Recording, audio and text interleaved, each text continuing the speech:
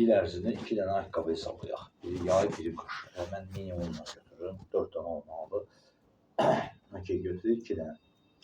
Hərəsinə 50 manatdan bir adama 100 manatlıq ayaqqabı lazım olacaq. Düzdür? Nə qədər əhali yaşayır Azərbaycanda? Təxminən 11 milyona gəlib çıxır. Deyək ki, 10 milyon olsun, asan hesablayaq. 1 milyardlıq ayaqqabı, 1 milyard manatlıq illik Azərbaycan ayaqqabı bazarı var. 1 milyard. Deyək ki, bizim bu fabrikimiz, rəqibləri də var da, tamam, Kitayevin rəqibi deyil, Türkiyə rəqibi deyil, hardansa gəlir ayaqqabılar, onun rəqibi deyil. Daxili istehsalatda rəqiblər var, başqa böyük, güclü ayaqqabı fabrikləri var, hamısı rəqiblərdir. Bizim indi danışacağımız, fərz etdiyimiz şirkət bazarın 5%-nə malikdir. 1 milyardın 5%, təxminən eləyir 50 milyon. 50 milyona sahibdir, yəni 50 milyonunu satış edə biləcək. Fərz edək ki, bu 50 milyondan da 15 milyon təmiz qazancdır. Bu, xalis mənfəət. Xalis mənfəət. Yəni, vergiləri falan hər şeyi ödəyəndən sonra xalis mənfəət. Düzdür?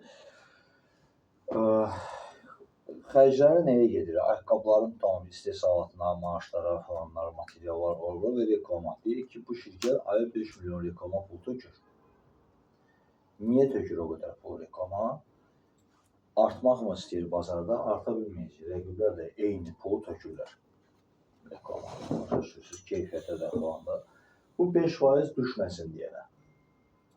Artacağını bilir ki, mümkün deyil. Artması üçün ya yeri Kitayda nəsə bir hadisə baş verməlidir, ya Türkiyədə nəsə hadisə baş verməlidir, ya da rəqiblərdən hansısa fabrik yanmalıdır. Sözsüz ki, onun da bazarı bunun əlinə keçsin.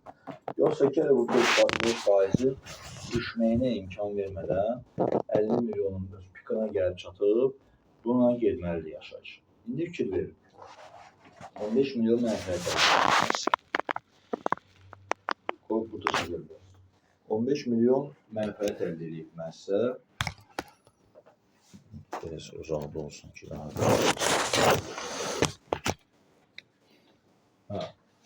və bunu deyək ki, 5 milyonlu 5 dənə şərikdirlər.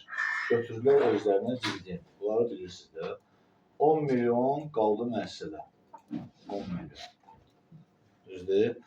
İndi heç bir sahibkar, heç bir normal düzgün kapitalist o 10 milyona təzədən qaytarıb müəssisəyə ayaqqabı tikməyəcək. Bilirsizmi niyə? Çünki o ayaqqabılar əlində qalacaq. Bunları bildirsək. Buna deyirlər stok toplanması. Yəni stok toplanması müəssisə üçün ən pis göstəricilərdən biridir. O 10 milyonu istehsalatı versə, ayaqqabılar istehsal etsə və 5% bazarı da onsuz da tamdır. Həmən bu 50 milyonun mayasının içindəydi o. 50 milyon satışa icra edə biləcək ayaqqabının bütün zaqatoqqası, materialı falan o 50 milyonun içindəydi onsuz da. 15 milyon mənfəət əldə edib. Bunun deməli, əlavə ayaqqabılar istehsal etməlidir. 10 milyonu təzədən qoymalıdır istehsalatın üstünə, əlavə ayaqqabılar istehsal etməlidir. Razısınız? Satanmayacaq. Çünki bazarda 5%-dən ötəri qırğındadır. 6-cı faizi keçə bilmir onsuz da. Düzdürmü? O ayaqqabını satanmayacaq. Ayaqqabı əlində qalacaq. Mənəvi aşınma deyirlər, dəbdən düşəcək. Eyni zamanda ambar saxlanmasında da hətta onun aşınması baş verə bilir. Nə bilim, əzilə bilir, kiflənə bilir, nem çəkə bilir, yekəlir, balacalaşır, kleyi açılır, cürbəcür şeylər. Nə qədər də saxlanma şəraitini yaxşı eləsən, onu yenə də təzə malda saxlandıqca köhnəlmə ehtimalı var. Və buna deyirlər stokların toplanması. Stokların toplanması bu, hər bir biznes üçün ən təhlükəli tərəflərdən biridir. Sata bilməyəcək və o pulu tam-tamına itirir. Bir, bazarda qiymətini salsa, prestiji düşəcək və istər-istəməz müştərilərinin içində düşüncə yaranacaq ki, müəssisədə nəsə düz deyil və eyni zamanda investorlar onun səhmlərini satmağa başlayacaqlar. Ki, deyəsən, bu şirkət batır, öz mallarını dəyər-dəyməzini satır, çıxardır bazara, deyəsən, batıblar. Səhmlərlər axı, alıb səhmləri otururlar əllərində, bilmir axı içəridə nə baş verir. Düzdür? Və aman-aman gəşir ki, birdən nəsə düz getməz, tez satım canlı tutarım bu səhmdən. Sözsüz. İndi hal-hazırda Paşa Bankın səhmləri çıxıb satışa da bilirsiniz. Təzə aktual söhbətdir. Paşa Banka hamımız arxadan süzdür. Paşa Bankda da işləyir, rahat alırsınız səhmləri, düzdür. Amma bir ara Muğam Bankın da səhmləri çıxırdı, yadınızdadır. Gördünüz, Muğam Bank batdı. Yəni orada istiqrazı olanlar, səhmləri olanlar falanlar üstündə əziyyət çəkirlər, istiqrazı olanlar pul ala bilmir, səhmdarlar üçün ümumiyyət itirdilər, onda heç çox kiralanmayacaq, qanun çərçivəsində itirdilər, getdi. Və ona görə investorlar bu cür itkilərdən qorxduqları üçün həmişə belə hadisələri qığılcım təzəcə çıtlayanda tutmaq istəyirlər. Ki, satın bunun səhmlərini. Və o da bazarda panikaya səbəb olur. Birdən-birə panik şəkildə qiymətin düşməsinə səbəb olur. Sözsüz. Yəni, bunlar olmasın deyənə stok saxlamaq, toplamaq ən pis şeydir. Yaxşı, indi bunlar bu 10 milyonu neynəsinlər? Bu 10 milyonu adətən traderə verirlər, trader birjaya verirlər. Birjada broker şirkətlər olur. Öz yazmışam bura, həmən 10 milyondan söhbət gedir. Birjada broker şirkətlər olur. Broker şirkətlərin işçiləri peşəkar traderlardır. Traderlara verilir və traderlar sizin pulu bazara çıxardır. Yəni, tam 10 milyonu vermişsiniz traderə, broker şirkətə, orada da peşəkar trader buna məşğul olur.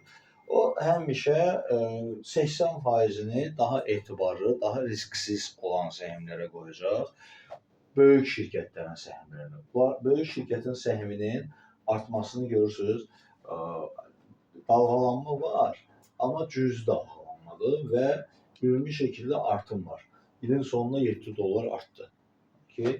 Bu isə kiçik şirkətlər və yaxud da ki, neft və yaxud da ki, başqa stratejik məhsulların səhmləri, startuplar, valyuta cütlükləri falan, onların trendi yüksək olur. Yəni, oynama dalğalanması yüksəkdir. Amma nəticədə yenə eyni şeydir. Hətta gəlib, həm biraz qalxıb düşüb, bir çıxılım yuxarı buradakı kimi $7 bağlaya bilər ili. Ya da hətta gəlib əvvəlki qiymətdən də düşə bilər. Ondan da aşağıya düşə bilər. Yəni, ona görə bu yüksək trend olan şirkətlər, hansıların ki, səhmləri və yaxud da ki, valyuta cütlükləri və yaxud da ki, kriptovalyutalar və ya stratejik məhsulların səhmləri, neftdir, qazdır, qızıldır falandır. Onların yüksək volatilini istəyirlər, yəni yüksək dalğalanma ilə oynayan qiymətlərində traderlar iştirak edirlər. Aşağıda onda buy qoyur, yuxarıya sell qoyur, ortadan pul götürür. Sonra təzədən düşür, təzədən buy qoyacaq, sell qoyacaq, pul götürəcək. Amma o risklidir. Çox böyük pul qazana da bilər, tamamilə pulunu itirə də bilər. Ona görə traderlar bu yüksək dalğalanma olan səhmlərə 20%-ni qoyur, sizin verdiyiniz pulun, 80%-ni qoyacaq etibarlı şirkətə. Hansının ki, dalğalanması zəifdir, bunun dalğalanmasından pul tutmaq fikri yoxdur. Bunun kapital mənfəət görüşməsi böyük bir mənfəət yaradır. Yəni, qoyduğumuz kapitalın faizi, kapital mənfəət nisbəti yüksəkdir. Deyir, üstünə.